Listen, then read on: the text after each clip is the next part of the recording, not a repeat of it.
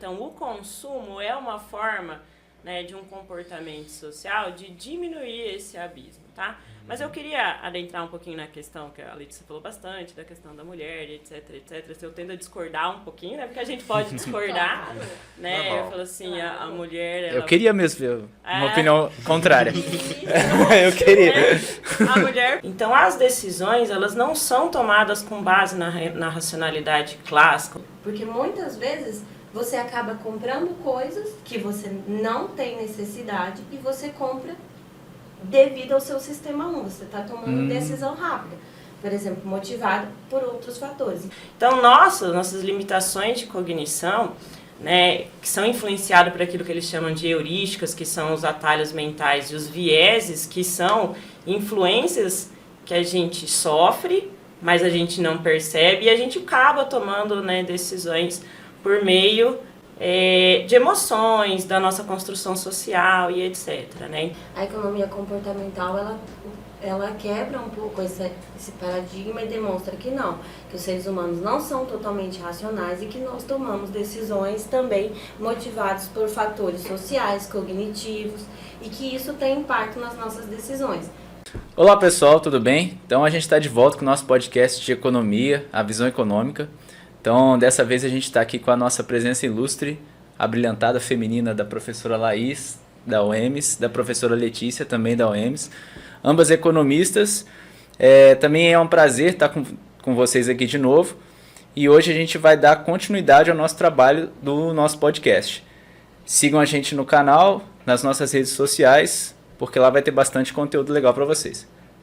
Certo, hoje a gente está aqui com a professora Laís e com a professora Letícia. Bom, eu sou a professora Laís, eu sou professora do curso de Economia aqui da UEMS, eu sou economista de formação, tenho mestrado pela URGS em Administração e doutorado em Economia do Desenvolvimento também pela URGS. Então hoje eu atuo principalmente nas linhas de pesquisa de crescimento econômico e desigualdade de renda, mas a economia comportamental é algo que eu estou começando a atuar agora e é um tema muito interessante para a gente conversar aqui hoje. Bom, eu sou Letícia Camila Dorso, eu sou formada em Economia pela UFGD, com doutorado e mestrado em Agronegócio pela UFGD também.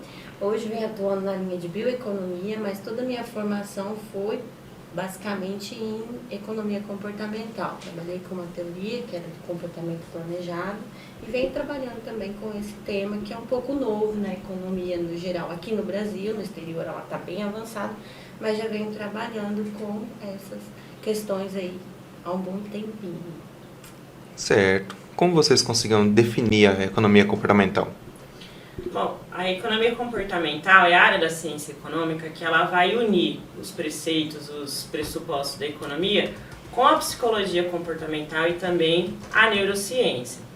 Então, ela nasce dos questionamentos dos pressupostos clássicos e neoclássicos da racionalidade e ela tem início lá na década de 1940 com o professor, né, Herbert Simon, que fez um estudo, né, sobre as organizações e os comportamentos dos gestores na tomada de decisão diante de limitações de informação. Então, ela é uma área bastante nova, né, relativamente nova, do ponto de vista a gente pensar da trajetória, né, da economia enquanto ciência, mas ela vem ganhando corpo, bastante corpo nos últimos anos, principalmente aí, né, nas áreas dos movimentos de preços, dos mercados financeiros e da análise da microeconomia mesmo, né, dentro da ciência econômica. Então, diferente da visão tradicional da economia, que vai postular que o ser humano ele toma as decisões dele baseado na racionalidade, a economia comportamental ela quebra um pouco esse paradigma e demonstra que não, que os seres humanos não são totalmente racionais e que nós tomamos decisões também motivadas por fatores sociais, cognitivos, e que isso tem impacto nas nossas decisões, tanto pessoais como nas nossas decisões de consumo. E aí ela rompe com todo um arcabouço teórico, né, como toda ciência avança, então ela foi um avanço bem grande na economia e ela vem avançando também, tanto para o campo do consumidor como no campo das gestões públicas, aí, porque todo uma forma de pensar, porque se pensava que tudo era racional. Antigamente, né, a teoria postulou que era o homo economicus, Então, que nós somos racionais, mas então nós tomamos decisões para maximizar os nossos ganhos e minimizar nossas perdas.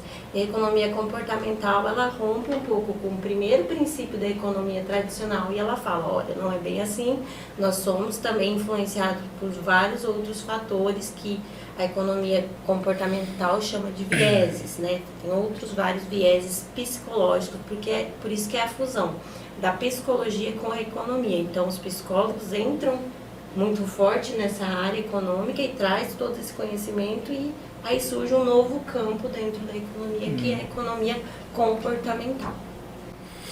Mais cedo a senhora falou que a economia comportamental está tomando uma relevância agora, uma certa, vamos falar, uma tomada de atenção, um aumento das pesquisas nesse campo. A senhora consegue expandir um pouco mais isso? Sim, a partir dos estudos, né, do Herbert Simon, que foi o cara que cunhou a ideia de racionalidade limitada, né, do artigo, né, Administrative Boundary, que ele publicou em 1947, ele coloca que as pessoas, elas não têm uma capacidade cognitiva de processar todas as informações. Então, as decisões, elas não são tomadas com base na racionalidade clássica, onde pressupõe, primeiro, né, a gente precisa entender o que é a racionalidade, que são informações completas, né, o indivíduo é maximizador tanto da satisfação, quanto também as empresas maximizadoras de lucros.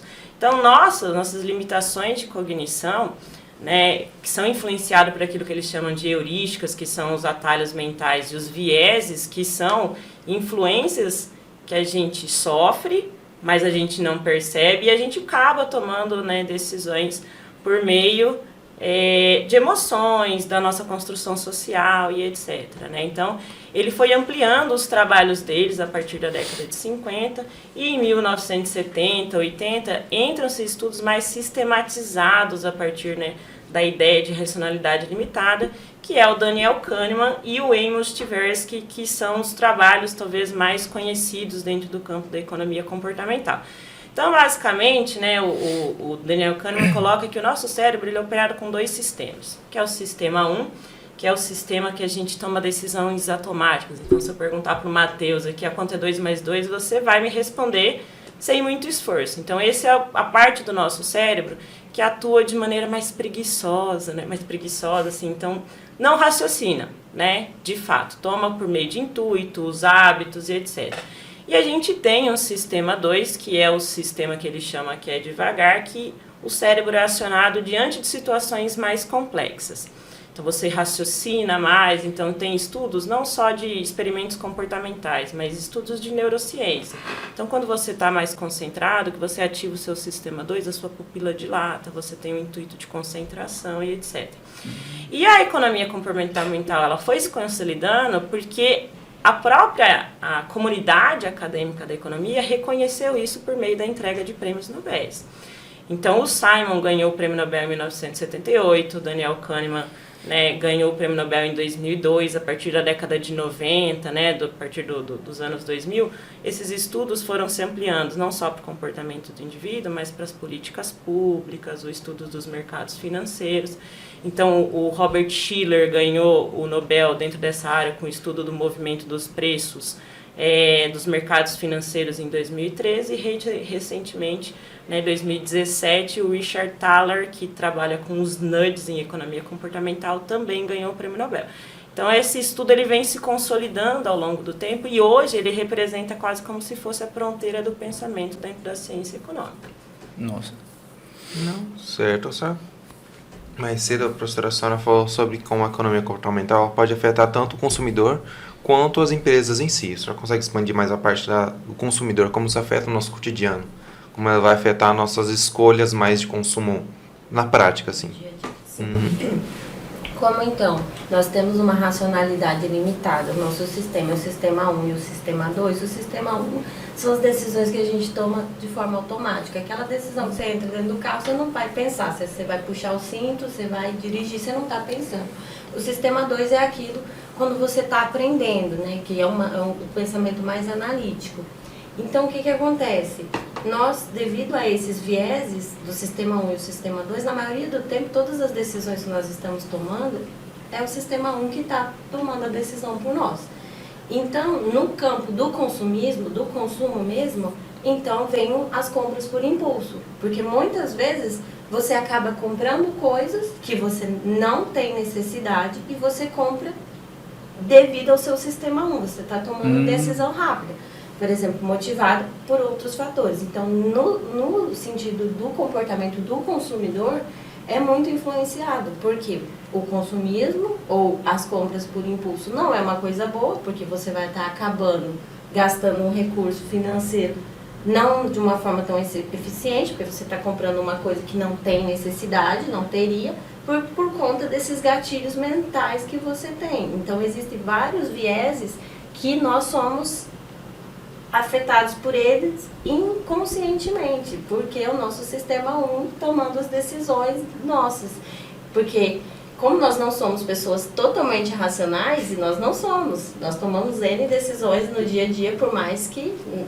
Então isso aí afeta muito a decisão sua como indivíduo e vai afetar também a sua decisão financeira. Por quê? As tuas finanças. Porque se você não consegue poupar, você não vai ter recurso para você investir ou reinvestir lá na frente. Então, por isso que é um campo muito proeminente também no lado da educação financeira, porque isso molda como as políticas públicas devem ser desenhadas também. Porque então a gente não precisa só pensar em intervenções no consumidor baseadas só na economia tradicional. Nós também podemos ter intervenções que mesclam tanto a economia comportamental como a economia tradicional. Então seria nesse sentido aí, propor essa fusão também para construir políticas públicas mais eficientes no contexto de Brasil, que nós temos um desafio muito grande enquanto uma população que não tem um letramento sobre educação financeira. As pessoas não fazem nenhum orçamento básico, né? As pessoas... E por conta de uma série de problemas estruturais que é do nosso país, mas é um caminho que precisa começar a ser feito, né?